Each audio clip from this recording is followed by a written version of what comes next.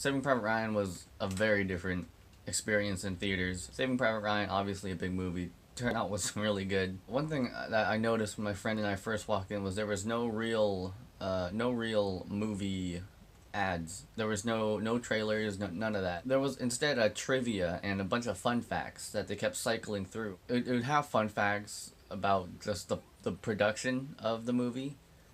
It didn't give fun facts about Normandy or anything like that. It just gave fun facts about the production, and it had some trivia, just like how many Oscars did the movie get, and then A, B, C, or D. 9, 10, 11, 12. I think it was 11. I don't remember. So they just had a bunch of random trivia, and the trivia would just cycle through it and repeat once every 5 minutes. So our movie showed at 7 o'clock, and then once it hit 7 o'clock, we thought the movie was gonna start, but instead it actually showed an old behind the scenes type of video, like a featurette kind of thing you saw on the DVD. So the Normandy beach scene, that was that was a lot scarier and a lot more terrifying in every single way when I watched it in theaters.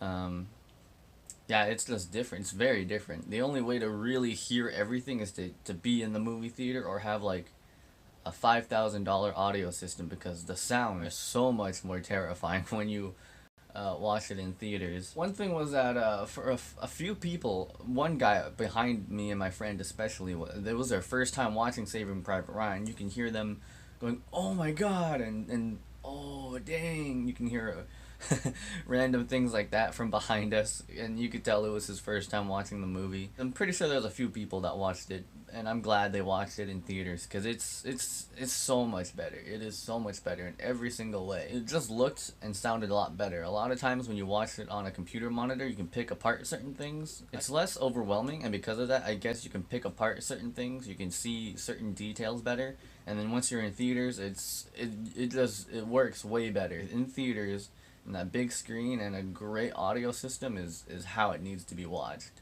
Captain Miller, when he was shell shocked on Normandy, that was something that really made everyone in the theater. You can hear people eating, and then the very second they went into shell shock, everyone just kind of stopped, and you could just hear everyone just trying to be as quiet as possible. It reminded me of that one movie. It was just like that. Everyone just stopped and was like, what's going on? It's got to be real quiet now. So skipping ahead, when basically towards the end of the Normandy scene, when these two Czechoslovakian soldiers are surrendering, and I think like maybe some people know. I know there's a good amount of people that know, but it seems like there's a lot of people that still don't know that the German soldiers start surrendering everywhere. And then there's these two that are walking towards these Americans, and then the Americans execute them. And then they have this like, "Look, I washed for supper." A lot of people didn't seem to know that those two soldiers weren't German; they were Czechoslovakian. Because when the American made the "Look, I washed for supper" joke, there was a lot of people that laughed at that, and I was like, "Oh my god, these people clearly don't know." I don't know. It's a great touch by the directors, and I guess still a lot of people still don't know about that particular scene. Skipping ahead, after they attack the satellite place or whatever that radar station was, and then they have that German soldier. Um, the argument that they had about whether or not they should kill the German soldier. The chairs in our theater, when they move, they make a lot of this, make a lot of that sound. Everyone just stopped dead quiet when they were arguing, because everyone was just so, I guess you could say, captivated.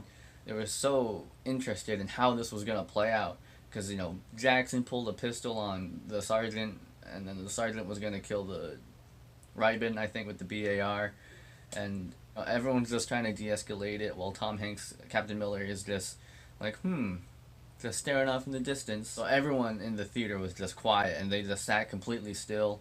It was really something. It was such a cool thing to see. So skipping ahead, we first see the real Private Ryan, Matt Damon. They very nonchalantly just introduce all their names, and then literally like it took like a good 3 seconds after Matt Damon, said like Private Ryan, 101st or whatever he said. A lot of people were like, "Oh, that's him," because you can hear a lot of people that watched it for the first time just went, "Oh." That was the sound of the guy made, at least behind us. A lot of people laughed at the jokes that they had, the stories they told, but talked about how he worked in the brazier shop. Everyone laughed at those jokes. It was great. Private Ryan's story about the farmhouse and all that. I everyone laughed at that one. That was a great time. When you watch the movie at home and you've seen it like once or twice, it's a lot more boring.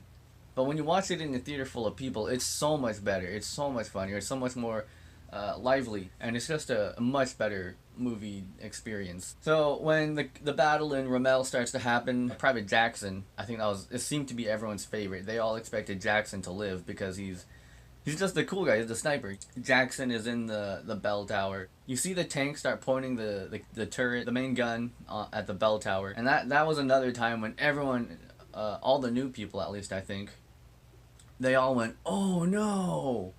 And of course, the one guy behind us was like, "Oh!" He actually made that sound.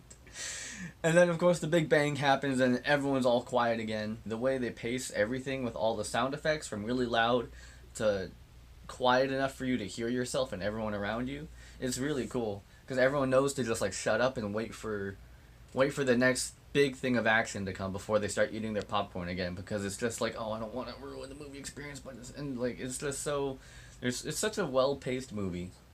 So the knife fight scene, there was two like old ladies, or two ladies that were in front of us. I can tell that during the knife fight scene they actually visibly looked away. They actually didn't want to see the knife fight scene, and you can tell all the people that watched it for the first time were just absolutely horrified, which is to be expected.